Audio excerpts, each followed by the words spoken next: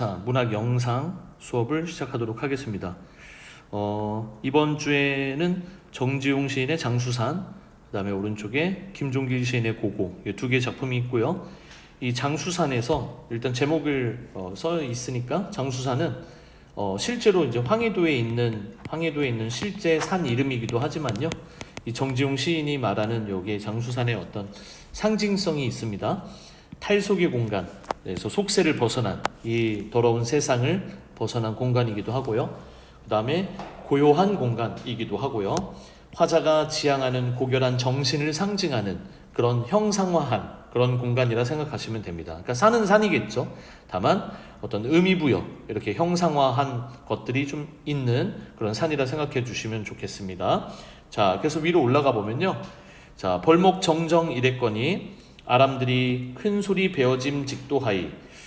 말투가 좀 특이하긴 합니다. 그렇죠? 자, 원래 벌목정정, 자, 밑에 이제 써 있긴 하지만요. 벌목하다 하면 이제 나무를 베는 걸 얘기하는 거죠. 그렇죠? 커다란 나무를 벨 때, 그러니까 이 나무를 벨 때, 나무가 이제 벨 때 쭉 쫙쫙쫙 막 갈라지는 소리가 날 거 아니에요. 그렇죠? 그때 울리는 소리가 요 정정이에요. 그러니까 정정하는 소리. 그래서 얘는 이 벌목정정은 나무를 벨 때 나는 소리라는 의성어인 거예요. 의성어. 그래서 이제 밑에도 그런 코멘트가 나와 있긴 합니다. 그렇죠? 의성어. 자, 벌목정정 이랬는데, 자, 이랬거니 하는 거 이런 이제 말투는 요런 이제 뒤에 이랬거니 뭐뭐도 하이 뭐 이런 말투가 좀 조금 이렇게 특별한 모습을 보여요. 그러니까 조금 잘 안 쓰는 표현처럼 보이죠. 자, 얘를 이제 오른쪽에 쌤이 써놨지만요. 의고체, 의고적 어미 이렇게 부르기도 하고요. 여기 이제 플러스 알파를 또 해보자면 더 정보를 추가해보자면요. 일종의 영탄적 어조이기도 해요. 영탄적 어조다. 우리 영탄법이 뭐죠? 감탄하거나 놀라거나 뭐 이럴 때 활용하는 그 수사법이 영탄법이죠, 그렇죠? 그러니까 말투가 약간 이게 놀라는 듯이, 막 이제 감동받았다는 듯이, 자연에서 내가 지금 보니까 나무를 벨 때 이런 소리가 이렇게 이랬더니 이렇게 들렸더라고, 이렇게 들리더라. 그래서 이제 감흥이라고 하죠, 우리가. 자연의 소리죠. 그러니까 나무를 뭐 직접 우리가 인위적으로 벨 수도 있지만 나무가 이제 저절로 베어지는 경우는 없지만 이렇게 나무를 벨 때 나는 그 소리는 어쨌든 자연의 소리인 건 맞잖아요. 그때의 감흥을 직설적으로 표현할 때 어떤 감흥의 표현이라 생각하면 돼요. 의고적 이제 이 문체, 의고적 뭐 어미, 의고형 어미 이렇게 부릅니다. 예스럽다, 예스러운 표현이다 이렇게도 부르고요. 그러니까 옛날에 자주 쓰는 그런 표현들. 자, 그래서 밑에 이제 한마디 더 코멘트를 달자면 현대 일상어와는 좀 다른 차이가 있는 모습을 보이고, 고풍스럽다라는 말은 이제 예스럽다, 그 예스러운 거에서 오는 아주 우아하고 아주 이제 품격이 있는 그런 모습. 그 다음에 신비로운 분위기까지 뭐 낼 수 있다 이렇게 생각하시면 좋을 것 같습니다. 자, 아람들이 아주 큰 이제 소나무죠, 그렇죠? 우리가 이렇게 손으로 잡았을 때, 이렇게 안았을 때, 껴안았을 때, 그때를 뭐 하나람 이제 아름 이렇게 부르기도 하죠, 그렇죠? 아름들이 큰 소나무는 진짜 큰 소나무. 이 소나무가 베어짐즉도 하이. 뭔가 소나무가 베어지는 것이 그 소리가 그렇게 이렇게 나니까 아마 그 소리는 그런 그 큰 소나무에 어울리는, 이른바 나무가 막 이렇게 쓰러질 때 나는 그 소리가 아주 이렇게 이 산 전체에 크게 울려 퍼지는 것 같다라는 그 의미를 아람들이 큰 소리 베어짐직도 하이, 베어짐직도 하다, 그럴만도 하다, 이렇게 큰 나무가 있기 때문에 이 큰 나무들이 울창한 이 산에서 이렇게 큰 소리를 낼 수 있는 건 그런 것도 같다, 그럴 수도 있을 것 같다. 자, 그럼 뭐 이제 감탄한다고 그랬잖아요, 그렇죠? 약간의 감흥을 표현한 거라고 했잖아요. 자, 그런 상황에서 골짜기가 울려서 메아리 소리가 쩌르렁. 자, 쩌르렁 같은 경우는 메아리가 울리는 그 소리를 흉내내는 말 같아요, 그렇죠? 당연히 의성어겠고, 뭐 의성어 의태어가 시에서 나왔다 하면 우리 뭐죠? 음성상징어라고 해야겠죠, 그렇죠? 음성상징어를 사용해서 쩌르렁 뭐 이렇게 음성상징어, 의성어 의태어를 사용했을 때 효과가 뭐죠? 그냥 거북이가 기어간다라고 하는 것보다 엉금엉금 기어간다. 새가 노래한다 보다는 새가 뭐 짹짹, 뭐 새가 뭐 지지배배 이렇게 소리를 흉내내는 말을 집어넣거나 모양을 흉내내는 말을 집어넣는다면 생동감을 부여하는 효과도 있죠. 생동감이 또 부여되는 효과가 있으니까 이런 의성어나 의태어 등의 음성 상징어를 사용하는 것 같아요. 자, 어쨌든 이렇게 깊고 고요한 장수산에서 자, 밑에 그 골짜기가 막 울리면서 메아리 소리가 막 쩌르렁 돌아오기도 해요. 그렇게 돌아옴직도 하이. 그렇게도 하는구나. 그럴 수도 있겠구나. 그렇구나. 그러면서 이 다람쥐도 좋지 않고, 그 다음에 원래 여긴 좋지 않고 했는데 우리 원문에 보면 아마 쫓지 않고 이렇게 돼 있을 거예요. 그러니까 쫓다, 치읓 받침이 있죠, 그렇죠? 이렇게 한번 바꿔주시고, 다람쥐도 쫓지 않고, 그 다음에 맷새도 울지 않아요. 조그만 새가 맷새예요. 그러면 어떤 상황이죠? 아주 고요하고 깊은 산에 그런 고요하고 적막한 모습을 이렇게 새와 그 다음에 다람쥐 이런 얘기로 이제 얘기를 꺼낸 것 같고요. 깊은 산의 고요가 이제 뒤에 울지도 않는데 이렇게 조용하고 고요하고 적막한 산 속에서 깊은 산의 고요가 차라리 뼈를 저리 우는데, 그러니까 요게 이제 좀 특이한 표현이니까 쌤이 이게 좀 중요하게 보는 게 아니라 이제 좀 자세히 볼게요. 깊은 산의 고요는 이 고요는 눈으로 볼 수 있는 건 아니에요. 그쵸? 그러니까 우리가 이른바 추상적이라고 하죠. 여기 나오는 이 고요는 추상적이고 관념적이에요. 우리가 오감각으로 이렇게 느끼거나 할 수 있는 것이 아닌 거죠. 내가 귀로 들을 수 있는 거, 혀로 맛볼 수 있는 거, 코로 냄새 맡을 수 있는 거, 눈으로 보고, 그 다음에 귀로 들을 수 있는 게 아니잖아요. 근데 그 고요가, 청각적인 건 좀 되겠어요. 그쵸? 약간의 청각. 왜 고요는 아무 소리도 안 들리는 거니까요. 그쵸?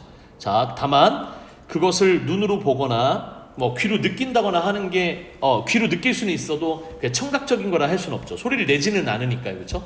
그 청각을, 통해서 확인했다라기보다는, 이제 아무것도 소리가 안 나는 상태 그 자체를 고요라고 한다면 그 고요는 어떤 오감각을 통해서 확실하게 얘기를 해줄 수 있는 게 아니기 때문에 자 그런 추상적이고 관념적인 어떤 이제 개념을 고요라는 이런 개념을 차라리 뼈를 이렇게 저리운다 뼈가 저리다 우리 할머니 할아버지가 혹은 어머니 아버지가 뼈에 저린다 뼈가 저린다 이렇게 얘기를 하시잖아요. 그렇죠? 그러니까 뼈가 저린다라는 거는 굉장히 이제 고통스러운 거. 그러니까 우리가 감각 중에서도 피부로 느낀다라고 얘기하는 게 맞지 않을까? 그러니까 물론 뼈가 피부라고 할 수는 없지만 뼈가 붙어 있는 그 피부가 촉각이 반응하는 그런 고통이기 때문에 이른바 이때 뼈를 저리운다라는 말은 뼈에 사무친다, 뼈가 저릴 정도로 피부가 저릴 정도로 아프다 힘들다 이런 얘기인 것 같아요.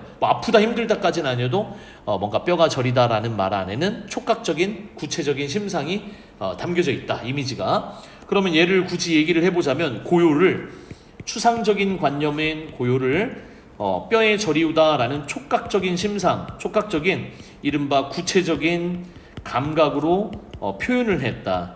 그러니까 고요라는 추상적이고 관념적인 개념을 이렇게 구체적인 감각으로 감각화시켰다. 그래서 우리가 뭐라 하냐면 옛날에 우리가 많이 봤던 시 중에서 동짓달 기나긴 밤을 한허리를 베어내요라는 유명한 황진이의 시조가 있죠. 그렇죠? 동짓달에 아주 긴 그 밤을 한허리 절반, 하프 절반을 한허리를 베어내요. 이 부분도 마찬가지예요.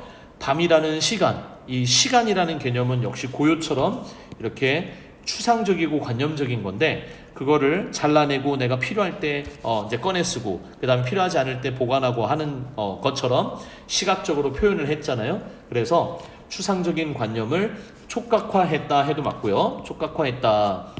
그 다음에 구체화시켰다 해도 맞고요. 구체화라는 말을 쓸 수도 있고요. 그 다음에 감각화시켰다라고 해도 맞을 것 같아요. 그래서 이제 시적인 감수성으로 시를 썼지만 깊은 산의 고요가 뼈를 저리우는데 뭔가 뼈가 막 시릴 정도로 아주 너무 이제 지독한 고요, 이제 불쾌하고 이러는 거는 아니겠지만 어쨌든 이 산 전체가 고요함에 휩싸여 있다라는 거를 이렇게 표현하기 위해서 시적으로 표현한 부분이라고 보면 좋을 것 같습니다. 그래서 그런 이제 깊은 산의 고요가 그리고 그 이제 산에 내린 자 여기 세 개가 이제 등장을 하는데요. 눈과 밤과 이제 이 두 개가 이제 비유의 대상이고 이 하얀 눈과 그 다음에 이 깜깜한 밤이 이른바 종이보다 희다. 여긴 종이는 오른쪽에 있는 요 달이나 마찬가지로 흰색의 이미지가 있잖아요. 그러니까 희고녀 할 때 희구나, 우리 요즘에 감탄형 어미는 뭐뭐구나 이렇게 쓰죠. 희구나 이렇게 썼겠죠. 지금의 감탄형 어미는 감탄 어미, 우리가 뭐뭐구나, 우리 문법 시간에 배우죠. 뭐뭐구나 이렇게 배우는데 이 이른바 이 고녀는 맨 위에서 말하는 이제 의고적인 표현, 의고체라고 얘기하면 좋겠다. 그리고 이 의고체는 이렇게 영탄적인 어조라고 해서 주로 이렇게 감탄을 하거나 감흥을 이제 표현할 때 주로 이렇게 쓰는 표현이라고 생각하시면 좋을 것 같습니다. 이런 말투를 계속 이제 쓰고 있다라는 것도 특징이죠, 그렇죠? 그래서 빨간색으로 쌤이 구분을 해줬어야 되는데 이랬거니, 뭐뭐 했거니, 뭐뭐함도 하이, 뭐뭐도 하이 이렇게 마지막 말 끝에 주로 이제 어미가 좀 이렇게 좀 특별한 부분이 바로 여기에 의고체, 의고적 어조라고 하면 돼요. 눈 내린 밤이 종이보다 희구나라고 얘기했으니까 눈과 밤이 요 부분을 굳이 이렇게 우리식대로 약간 해석을 좀 쉽게 해본다면 눈이 내리는 밤이, 눈 내리는 밤이 맞지? 지금 이 산에서, 장수산에서 막 눈이 내리고 있는 밤인데 마치 종이는 하얀색이고 종이보다 희구나, 하얀 밤, 하얀 눈이 내린 장수산의 밤.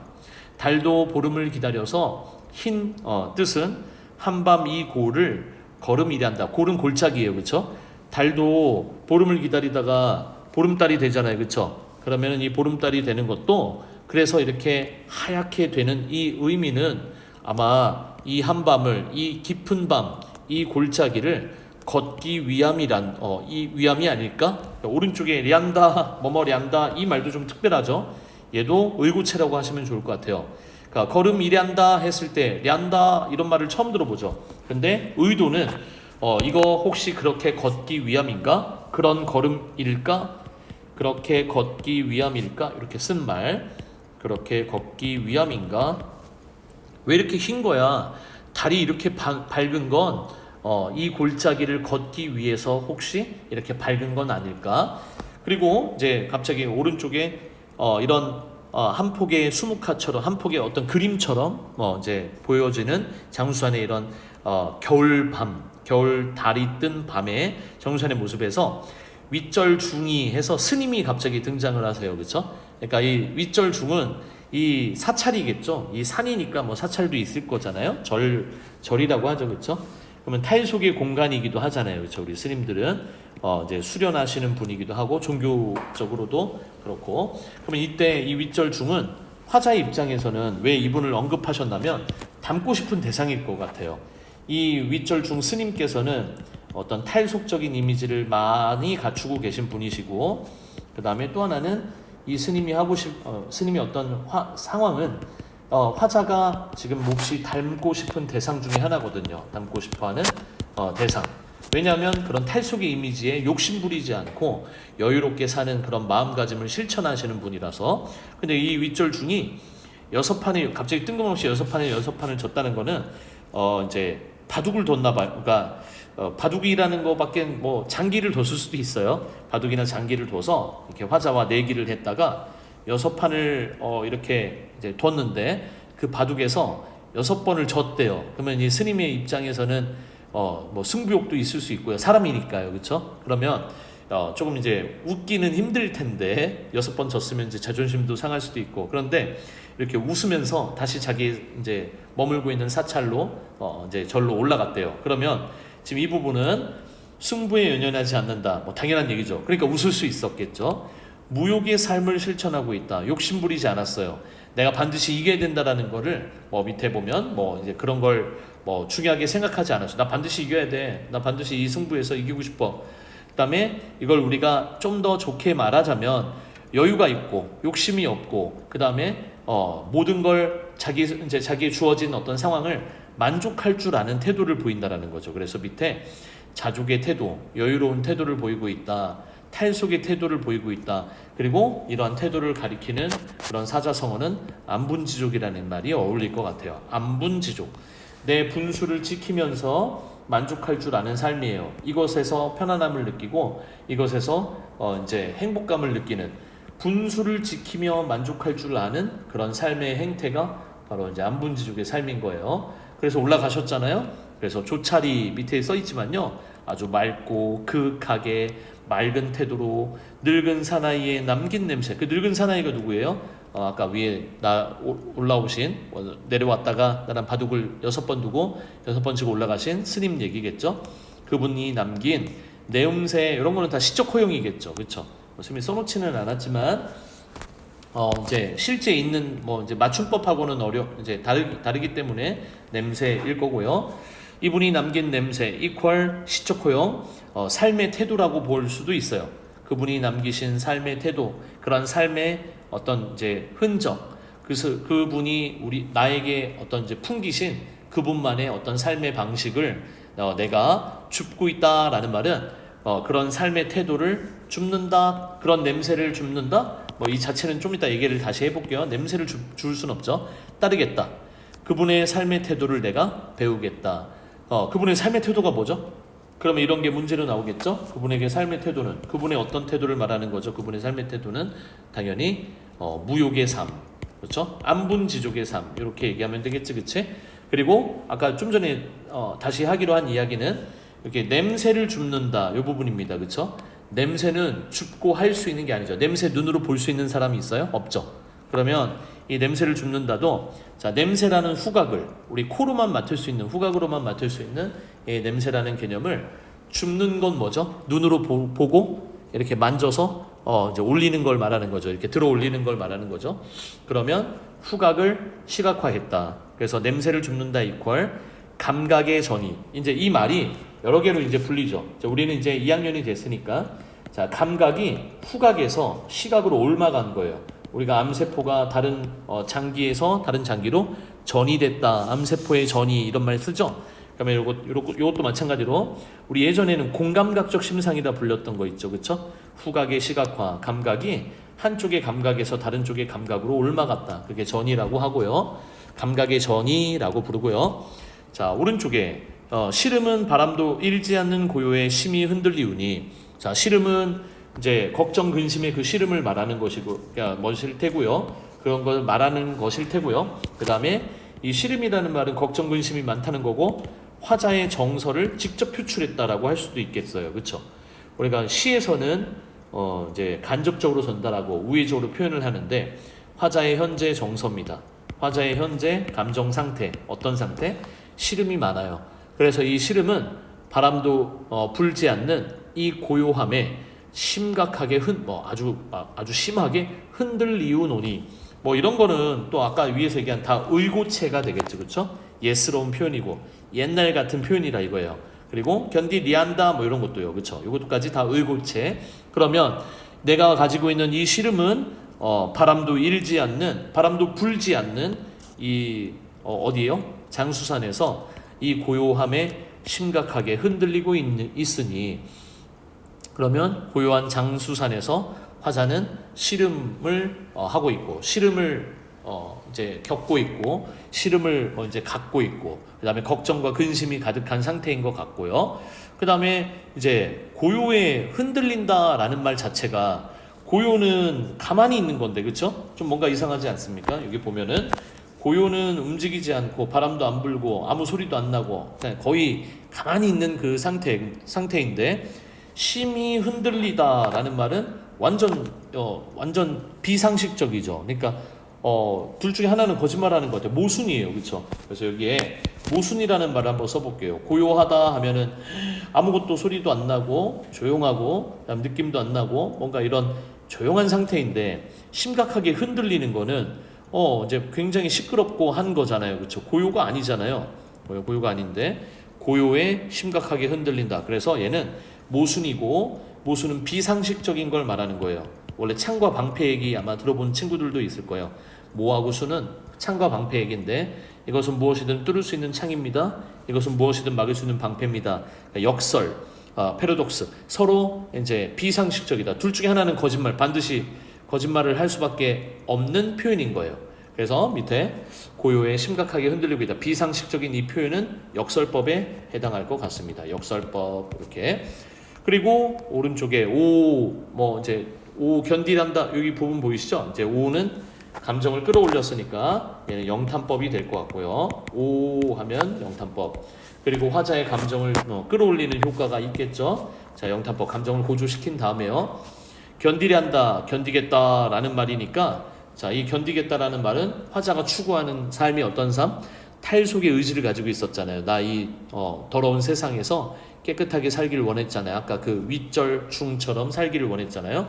그 탈속의 의지를 이제 보여준 것이다라고 하면 되겠고요. 차고 오려니 올히라고 되어 있는데 또 이제 어떤 원문을 보면 오려니라는 이제 한자까지 써서 그럼 오려니다라는 말은 이제 뭐 여러 가지 의미가 있을 수 있지만 여기서는 이제 홀로 우뚝하게 홀로 우뚝 서서 혼자서 그러니까 뭐랄까 좀 이제 기대를 어디다 하고 이러는 개념이 아니라 내가 묵묵히 이런 이제 나의 의지를 탈속 의지를 펼치기 위해서 이런 역경과 시련과 서러움을 견디면서 살겠다라는 걸 보여준 것 같아요. 그러니까 극복 의지, 뭐 견뎌내겠다는 참겠다는 인내 의지를 보여줬다. 홀로 우뚝하게 이퀄 의지 어떤 의지? 이걸 이겨내겠다고 하는 의지, 극복 의지, 뭐 인내 의지, 참아내겠다라는 의지를 보여줬다. 슬픔도 꿈도 없이 슬픔하고 꿈은 뭐의 상징성이 있다면요. 사람은 살면서 많이 슬퍼하게 할 거고요. 꿈도 많이 꿀 거예요. 그러니까 인간적인 심상, 인간적인 감정을 얘기할 것 같아요. 그러니까 인간적인 감정, 이 사람이 인간이 아니라는 얘기는 아니고요. 약간의 속세적인 의미, 속세의 약간 특징이 있죠. 우리 속세에서는 많이 슬퍼하고요. 그다음에 꿈도 많이 막 가져요. 그게 나쁜 건 아니지만 그것 때문에 좌절하고 절망하고 안 좋은 일도 많이 일어나죠. 그래서 여기 나오는 슬픔도 꿈도 없이라는 말은 인간적 감정을 배제하고 속세의 감정을 조금이라도 배제하고 장수산 속 겨울 한밤 내내 나는 차고 오련하게 홀로 우뚝 서서 이 모든 걸 견뎌내겠다. 그러면 이 모든 시련과 역경과 그런 힘듦을 내가 이겨내겠다고 하는 이른바 극복 의지, 시련을 극복하겠다라는 시련 극복 의지를 보여주고 있다. 맨 마지막에 겨울 한밤 내에 적막감 속에 묻혀있는 겨울 한밤 속에 묻혀있는 장수산의 모습을 마지막에 보여준 것 같죠. 그리고 이제 쌤이 여기 써놓은 건 뭐냐면요. 겨울 한밤 내 하고 이음표가 이렇게 붙어있는데 시행을 마지막에 이제 그 마지막 부분을 제대로 종결하지는 않았던 것 같아요. 그렇죠? 안 왔잖아요. 그렇죠? 안 왔던 것 같아요가 아니라 안 했죠. 그래서 좀 특별하지만 시행의 종결이 완벽하게 이루어지진 않았다. 그리고 종결하면 요즘에 우리 배우는 건 뭐죠? 종결 어미를 써야죠. 그렇죠? 근데 종결 어미가 없이 그냥 한밤내 하다가 말을 말았어요. 그렇죠? 이음표 쓰고 여기가 뭐에 어떤 효과가 있을까 하면 생각을 해보면 당연히 여운을 주는 효과가 있다. 감동과 여운을 준다. 우리 남는 시간은 여가 시간, 남는 공간 여백, 그 다음에 남는 생각, 남는 어떤 그 상상력, 남는 어떤 나의 감성, 요거는 이제 여운. 임프레스인이라고 하죠. 번역을 하면 감명받다, 감동받다, 감명, 그 다음에 감동, 요거를 여운을 주는 효과가 있다라는 거죠. 그렇죠? 그래서 여기까지는 장수산 원을 봤습니다. 자, 이제 하나 두 개 이어서 바로 뒤에 이제 김종길님의 고고를 한번 볼게요. 이제 이것도 좀 쉽습니다, 맞죠? 이렇게 뭐 말이 어렵게 보이지만 우리 제목이 고고, 뭐 고고하다 이런 말 들어봤죠, 그렇죠? 이제 이 고고도 고고함, 너희들이 알고 있는, 여러분들이 알고 있는, 야 진짜 고고한 척한다 할 때 그 고고함이에요. 이 고고함은 이제 속세의 또 더러운 세상과 또 반대되는 말일 수도 있을 것 같아요. 속세. 공통점을 좀 찾아보면 이 고고와 방금 전에 장수사는 아마 화자의 이제 어떤 삶의 자세. 그러니까 화자는 이런 고고함을 추구하는 더러운 것을 멀리하고 숭고하고 가치 있는 것에 더 주목하고 그것을 추구하는 태도를 보일 것 같아요. 그래서 화자의 어떤 삶의 지향점, 삶의 태도, 그 다음에 삶의 자세를 가리키는 말이라고 생각하면 좋을 것 같습니다. 자, 그래서 밑에 제목도 고고이고요. 밑에 보니까 이제 북한산이 다시 그 높이를 회복하려면 자, 북한산 나왔죠, 그렇죠? 우리 시에서 말하는 사람은 화자고요. 이렇게 시에서 시적 화자가 바라보는 대상, 말하는 대상은 시적 대상이라 하면 되죠, 그렇죠? 다시 북한산이 그 높이를 회복하려면 다음 겨울까지는 기다려야만 한다. 그러면 북한산이 그 높이를 회복하지 못했다라는, 회복이라는 말은 다시 돌아간다는 뜻이죠, 그렇죠? 회복하면 이제 다시 돌아간다. 그러면 예전에는 고고했으나 고고함 많이 채웠어요. 좀 글자가 이상하니까 예전에는 북한산이 이 고고함을 많이 채웠던 것 같아요. 아주 고고한 그런 산이었던 것 같아요. 고고함을 많이 예전에 북한산의 모습입니다. 그렇죠? 근데 이 진수를 보면 지금은 현재는 아마 이 고고함이 많이 떨어져 있나 봐요. 훼손됐거나 이제 떨어졌거나 맞지? 그러면 이걸 다시 되돌리는 거잖아요. 다시 복귀하는 거잖아요. 그 높이를 회복한다. 다시 되찾는다. 이런 뜻도 있겠죠. 다시 되찾는다면 되찾으려면 맞지? 되찾는 것. 그러면 원래 모습으로 다시 돌아오는 거. 그렇죠? 그러면 그 높이라고 하는 개념은 이른바 북한산의 아주 고고한 그런 모습을 의미하는 것 같고요. 이렇게 생각하면 돼요. 그 북한산은 지금의 이제 너희들 알고 있는 이제 청와대, 그다음에 경복궁 뭐 이렇게 수도 서울의 상징이잖아요. 그렇죠? 이게 서울을 감싸고 있는 특히 그 중심지대 우리가 아까 봤던 청와대나 인왕산이라고 하는데 거기 뒤쪽이 그게 다 이제 북한산의 줄기죠. 밑에 이 북한산의 그 꼭대기에 이른바 아주 높은 봉우리에 살짝 눈이 덮인 상태를 의미한다고 생각하면 돼요. 그걸 보고 심리적으로 그걸 보고 이제 이 시가 지어졌기 때문에 북한산에 이제 어떤 모습을 떠올려야 하냐면 북한산에 아주 높은 봉우리가 있을 거예요. 그렇죠? 아주 저 높은 그 봉우리에 보면 눈이 살짝 덮인 상태. 눈이 막 완전 다 덮어서 하얀 산이 된 게 아니라 눈이 살짝 덮인 그 상태를 의미한다 생각하시면 돼요. 그 눈이 살짝 덮인 상태가 이른바 어떤 고고함? 북한산이 예전에 가지고 있던 고고함이라고 생각하면 될 것 같아요. 그러면 그걸 다시 회복하려면 그런 상태를 다시 만들려면 다음 겨울까지 기다려야만 한다. 맞죠? 겨울이 필요하죠? 왜 겨울이에요? 그 눈이라고 했잖아요, 쌤이. 그쵸? 힌트를 좀 줬잖아요. 그 봉우리에 살짝 눈이 덮인 그 상태, 그 고고한 모습을 다시 회복하려면 겨울까지 기다려야만 한다. 자, 기다려야만 한다. 뭐뭐 해야만 한다. 이렇게 됐죠? 한다. 이렇게 한번 밑줄을 그어보고요. 자, 어조 말투의 특징은 뭐냐면 단정적인 어조의 이제 가장 대표적인 어떤 형태예요. 뭐뭐 해야만 한다. 야, 넌 반드시 공부해야만 해. 1등급 맞기 위해서는 반드시 뭐뭐 해야만 한다. 그리고 지금 밑에도 보시면 뭐뭐 해야만 한다. 여기 또 있죠. 그렇죠? 그 다음에 안아야만 한다. 겠죠? 네, 안는이네요. 기다려야만 한다. 이렇게 다 전부 다 단정적인 어조가 계속 반복되고 있어요. 그렇죠? 그러니까 이 고고함을 얻기 위해서는 다 뭐 한대요?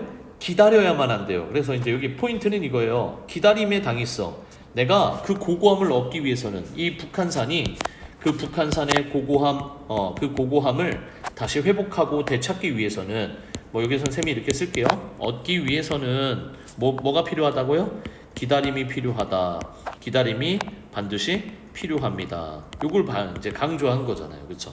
고고한 삶을 내가 살기 위해서라면 뭐 해야 돼요?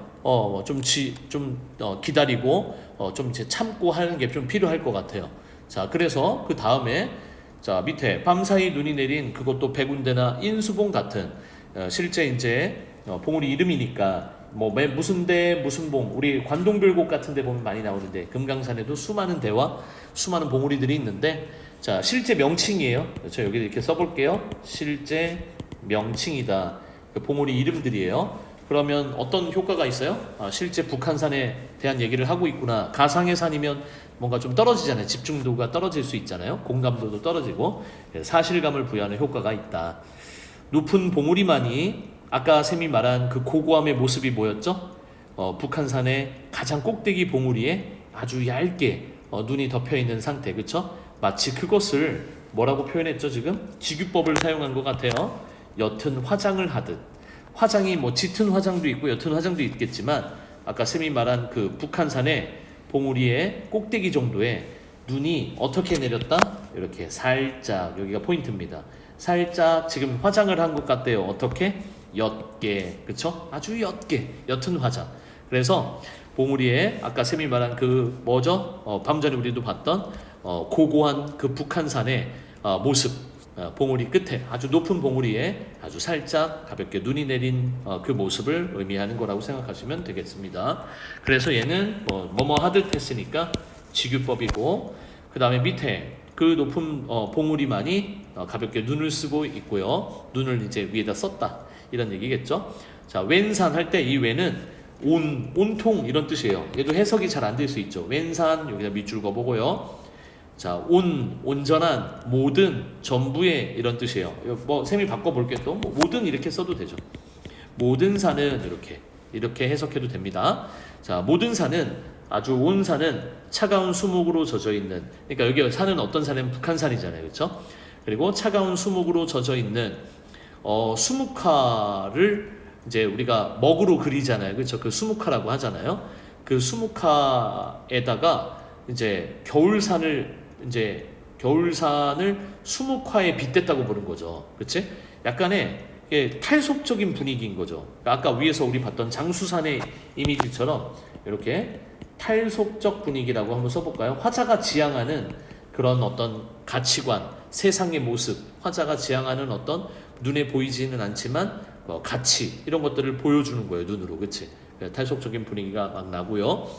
그 다음에 차가운 수묵으로 젖어 있다라고 겨울의 북한산을 수묵화에다 빗댄 거예요, 그렇죠? 그래서 이거를 굳이 또 비유라고 하면 되는데, 비유 중에서도 은유법인 거죠, 그렇죠? 이 온통 모든 산이, 이 북한산이 차가운 수묵화로 젖어 있대요. 차가운 수묵화래요. 그런 분위기를 내고, 그런 탈속적인 분위기도 내고, 그 다음에 이쁜 그 수묵화에다 빗댄 거니까, 그렇죠? 비유도 되겠죠, 은유. 어느 겨울날 이른 아침까지는 화자가 아주 기대하고 고대하는 그런 북한산의 모습을 볼 수 있는 시간은 바로 이 시간이죠. 겨울날 이른 아침, 그치? 화자가 간절히 기다리는 시간이에요. 그래서 기다려야만 한다고 하잖아요, 그렇죠? 고고함을 회복할 것으로 기대하며 그 북한산의 봉우리에 눈이 쌓이길, 그래 살짝 쌓인 그 고고한 모습을 보길 기도하고 기다리고 있어요. 기도까지는 오바고요. 자, 밑에 실록이나 단풍. 우리가 실록은 너희들 이제 들어봤던 대로 실록하면은 이제 풀과 나무가 여름에 짙은 녹색을 띠는 녹음의 계절이다 할 때 그 녹음도 실록일 수 있고요. 그 다음에 이제 아주 싱그러운, 아주 뭐라 그럴까요? 싱그러운 자연, 맞지? 풀과 나무는 녹색이죠. 이제 여름보다는 이제 봄날에 그런 이제 봄날의 실록 이렇게 부르죠. 그러니까 산의 어떤 그 모습을 이쁘게 만드는 것들인 거죠, 그렇죠? 그리고 이제 밑에 단풍, 역시 가을이겠죠, 그렇죠? 얘는 가을날, 그렇죠? 이 골짜기를 피오르는 안개, 지금 세 개를 쌤이 동그라미 했는데요. 자, 세 개, 밑에 적설까지 한번 해볼까요? 눈이래도 온 산을 뒤덮는 적설, 눈이 덮여진 걸 얘기하는 것 같아요. 자, 이 네 개, 실록, 단풍, 안개, 적설. 안개를 가지고 특정한 계절을 얘기할 수는 없지만 산아지랑이 같은 경우는 주로 봄날에 많이 이제 올라올 것 같고요. 적설은 당연히 겨울이겠죠, 그렇죠? 그러면은 여름은 이제 왼쪽에 실록을 여름이라고도 할 수 있다고 그랬잖아요. 풀과 나무가 녹색을 띠는 거. 굳이 여름을 맞출 필요는 없지만 봄, 여름, 가을, 겨울 이렇게 사계절에 이 북한산에서 이제 뭔가 북한산을 아름답게 하는 요소인데, 자, 물론 이제 좋은 건 맞아요. 북한산이 아름다울 수 있잖아요. 약간 그런데 세속적인 아름다움이라고 할 수도 있어요. 우리가 말하는 세상의 이 아름다움은, 산의 아름다움은 여러 개를 말할 수 있는데, 산에 높고 막 이제 귀한 나무들, 숲 산림을 이루는 어떤 나무들의 모습, 그다음에 거기에 풀과 나무, 맞죠? 등등 거기에 사는 동물들, 식물들 막 다 가지고 얘기를 하잖아요. 그런데 얘네들의 공통점은 그런 세속적인 아름다움, 산의 아름다움을 얘기할 수는 있겠지만 차별화가 되지 않았어요. 그러니까 고고함을 드러내는 거하고는 좀 관련이 없어요. 그래서 오른쪽에 쌤이 코멘트를 남긴 건 뭐냐면, 얘네들은 공통점이 또 큰 게 하나가 있다. 이 북한산의 고고함을 이것만 가지고는 드러낼 수가 없다. 우리가 보통 이것만 있어도 야 진짜 아름다운 곳이구나, 아름다운 산이로다 하지만, 그런 세속적인 아름다움, 그냥 그런 아름다움으로는 북한산의 고고함을 드러낼 수 없다라는 게 특징인 것 같아요. 얘네들로는 안 된다는 거죠. 자, 심지어는 하나 더 있어요. 심지어는 장밋빛 햇살이 와닿기만 해도 변질하는 그 고고한 높이. 그러니까 장밋빛 햇살이라는 건 고고함을 지금 보니까 닿기만 해도 훼손했죠. 그러니까 고고함이 쉽게 얻기 어렵다라는 걸 여기서 보여준 거예요. 저 장밋빛 햇살은 좋은 거죠. 이 산에서 햇살이 막 비추는데 그게 장밋빛 햇살이면 얼마나 좋겠어요, 그렇죠? 그런데 여기에 나오는 이 변질된다라는 요 뒷부분까지 보게 되면 이 햇살은 이 고고함을 아주 쉽게, 햇살이 닿는 건 너무나 쉬운 일이죠, 그렇죠? 아주 쉽게 사라지게 해요, 그렇죠? 고고함을 쉽게 사라지게 하는 그런 존재가 장밋빛 햇살이고요. 이 고고함이 이렇게 쉽게 얻어지지 못한다라는 걸 보여준 거예요. 이 고고함은 얼마나 고귀한 것인가를 깨닫게 해주려고 쓴 표현인 것 같아요. 고귀한 것임, 이걸 강조한 거예요. 왜? 그 우리가 아름답다고 여기는 그 장밋빛 햇살, 아름다운 햇살이 여기에 닿기만 해도 변질돼 버리거든요. 그 고고함을 상실하거든요, 그렇죠? 그러면 자, 아까 앞에서 했던 말 또 하네요, 그렇죠? 그 고고한 높이를 아까 어디 있죠? 여기죠. 북한산이 다시 그 높이를 회복하려면 다음 겨울까지는 기다려야 한다 했죠. 자, 밑에도 그 고고한 높이를 회복하려면 백운대와 인수복만이 가볍게 눈을 쓰는 어느 겨울날 이른 아침까지는 기다려야만 한다. 자, 네 줄이긴 하지만 아까 첫 번째 연에서 봤던 부분하고 거의 흡사한 게 나왔죠, 그렇죠? 하려면 뭐뭐 해야 한다 이렇게 나왔잖아요. 그래서 일단 고고한 높이를 회복하려면 그 새 속에 초연하고 넘어서는 그런 삶의 자세, 그런 높은 정신적 경지, 그게 요 고고한 높이라고 할 수 있을 것 같아요. 그 눈이 살짝 쌓일 수 있는 그 상태는 높아요, 그렇죠? 화자가 지향하는 삶의 자세라고 했잖아요, 그렇죠? 여기 쌤이 안 써놨으니까 그랬는데 화자가 이런 삶의 태도를 추구하고 있잖아요. 그래서 화자가 지향하는 삶의 자세, 그 자세가 어디죠? 고고한 높이를 회복하는 것이에요. 그런 삶의 자세를 가지게 되려면 백운대와 인수복만이 가볍게 눈을 쓰는 아까 얘기했던 그런 것들을 맞지? 이제 단정적인 어조 똑같고 화자가 고고한 삶을 지향한다라는 거, 그렇게 위해서는 뭐든지 다 참고 기다려야 된다라는 거, 이걸 보여주는 부분인 것 같습니다, 그렇죠?